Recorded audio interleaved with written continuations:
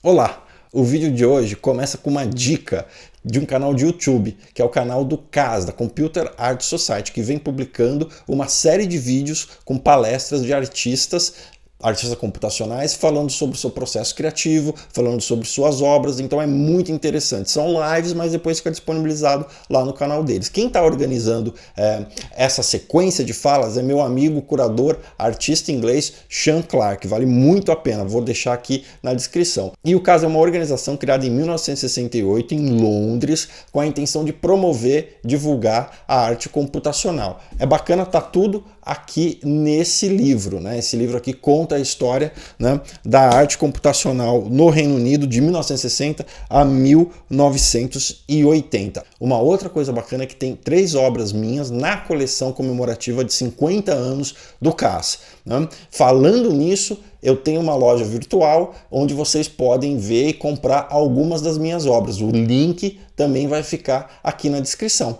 Eu sou Fabrício Poltronieri, esse é o Fun with Files e hoje, no vídeo de hoje, a gente vai dar continuidade à nossa série sobre a inteligência artificial criativa.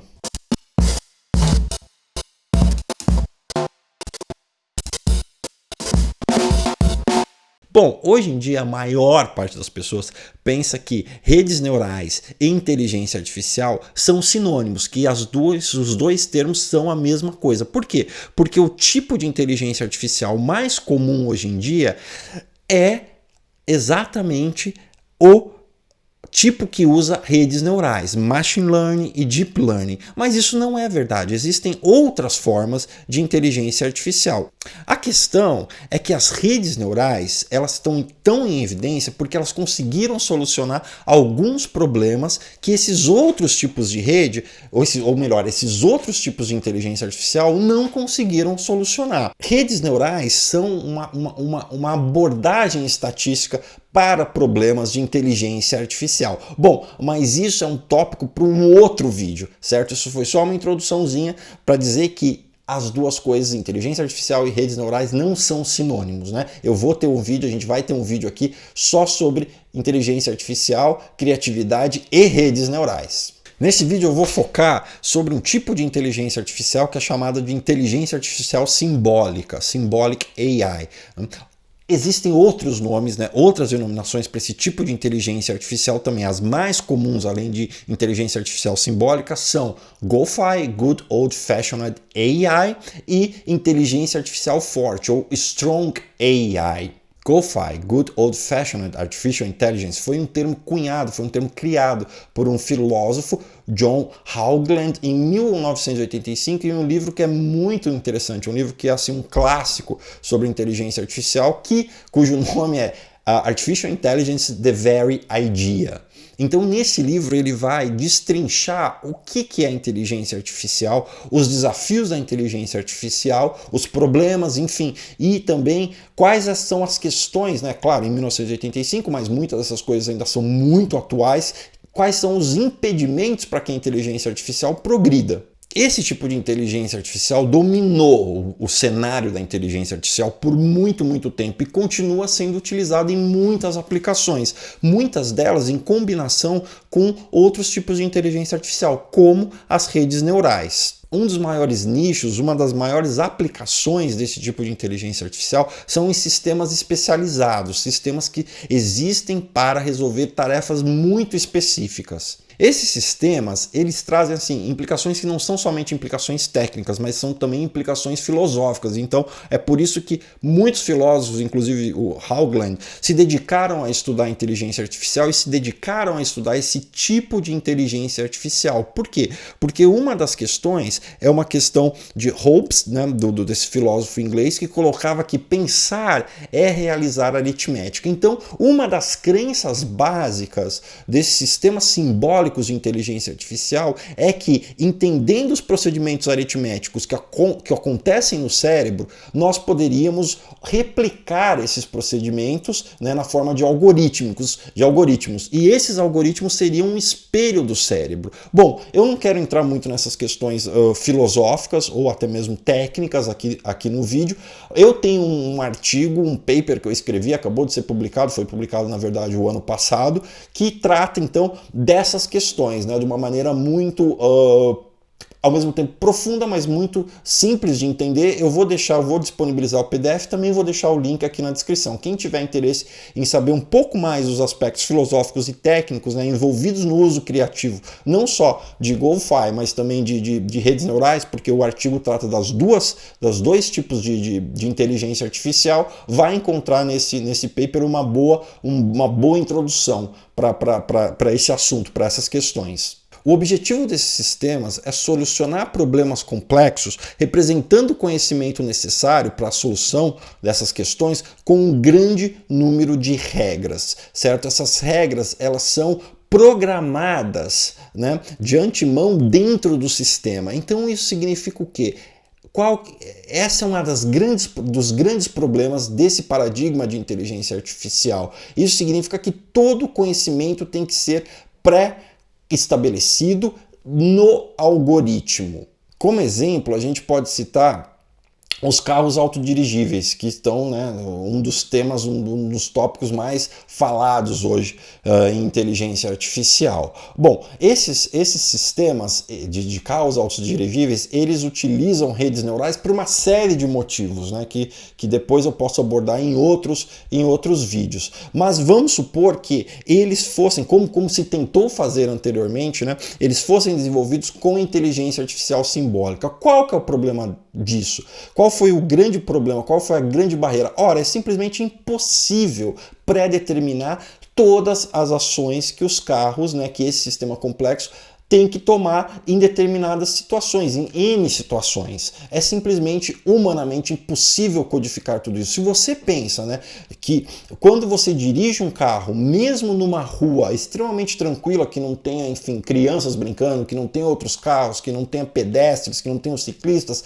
se você parar e começar a analisar os processos mentais, os processos cognitivos que você usa nessa tarefa, eles são inúmeros. Agora pensa se você tivesse que descrever processo por processo, né, detalhadamente, e codificar isso é uma tarefa simplesmente impossível. Por isso que esses outros tipos de inteligência artificial que são baseados em estatísticas são muito mais adequados para esse tipo de problema. O fato de que os sistemas de inteligência artificial simbólicos, eles têm que trazer, né, de uma maneira pré-inscrita todas as decisões que devem ser tomadas, foi um dos grandes entraves para que esses sistemas caíssem, né, em desuso ou passassem a ser substituídos por redes neurais, apesar de as redes neurais também não serem novidades, elas existem desde a década de 1950. Então, basicamente, um sistema de inteligência artificial simbólica é uma sequência enorme de if, then, else, né? Se alguma coisa acontecer, faça isso. Caso contrário, faça alguma outra coisa. O que é válido dentro desse paradigma. E é também inteligência artificial. A inteligência artificial simbólica parte dessa fundação lógica de tomada de decisões, né? E é inteligência artificial. Então a gente tem que tomar muito cuidado em não achar que inteligência artificial é somente redes neurais. Sistemas criativos são sistemas especializados. Daí o grande uso, né, desse paradigma de inteligência artificial por uma quantidade grande de artistas, principalmente os artistas pioneiros, que começaram a usar sistemas computacionais como uma ferramenta artística, como instrumento artístico na década de 60, na década de 70 e na década de 80. Esse livro aqui, de 1994, Artificial Intelligence and Creativity, editado por Terry Dartnall, é um clássico da literatura sobre o uso desse tipo de inteligência artificial para processos criativos. Eu uso esse tipo de inteligência artificial simbólica o tempo todo nas minhas obras, mesmo quando eu uso sistemas de deep learning, machine learning. Por quê? Ora, porque eu tenho um controle muito grande sobre o processo, porque na verdade quem codifica o processo de inteligência artificial, nesse caso, sou eu. A maior parte dos sistemas de machine learning ou de deep learning são verdadeiras black boxes, caixas pretas para a maior parte dos artistas, porque eles não entendem o que está passando ali dentro. E por que esses artistas também não utilizam inteligência artificial simbólica, porque muitos deles não sabem programar, né? Porque aí para você codificar, para você criar esses sistemas, você tem que saber programar. E aí eu vou bater sempre na tecla da importância de saber programar. Então você consegue ter um controle muito grande sobre o processo criativo, sobre os resultados, mesmo que você queira obter resultados inesperados, você consegue, né, equacionar as variáveis, equacionar, enfim, todo o sistema. Então eu uso esse paradigma de inteligência artificial o tempo inteiro. Um exemplo é minha série de autorretratos, que é um sistema que tem como base um procedimento de inteligência artificial, uma rede neural que gera autorretratos, que gera imagens do meu rosto. E aí o que acontece? Ora, eu uso GANs, né? Que eu vou falar nos próximos vídeos, que é assim, o que a maior parte dos artistas visuais hoje usam.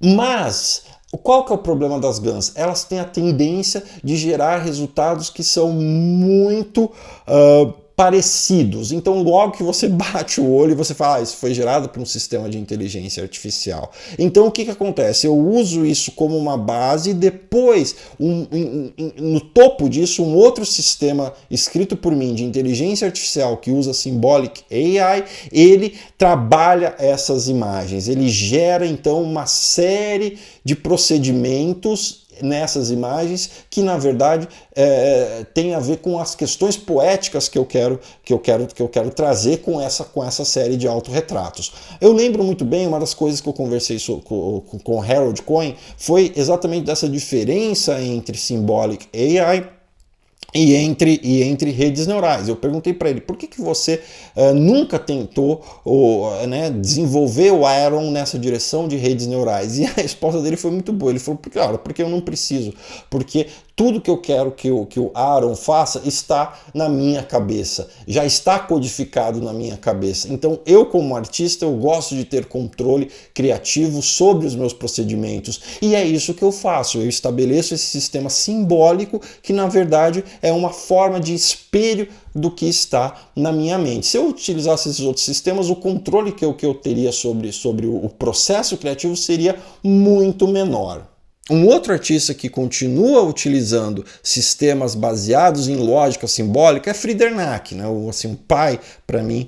Também vamos falar mais dele em outros vídeos. O pai, para mim, desse campo da arte computacional. E em uma das minhas conversas recentes com ele sobre esse tópico, né, ele falou algo que ele sempre fala, e é um exemplo muito bom de que arte computacional é uma arte feita com o cérebro, mesmo que seja uma arte visual, ou seja, não é uma arte feita, né, com os olhos. Então é uma arte mental, então você pensa os algoritmos, você desenvolve os algoritmos e esses algoritmos geram obras de arte. E esse processo é completamente perdido, é completamente quebrado pelo esse paradigma de redes neurais onde você pega algo que já está pronto, que outra pessoa desenvolveu, coloca imagens ali numa pasta e simplesmente essas imagens, como um processo que você não entende, elas geram outras imagens que são muito parecidas, ou seja, é um processo de redundância muito grande, né? Se você viu meu outro vídeo onde eu falo sobre informação e redundância, a informação que é gerada ela é muito pequena,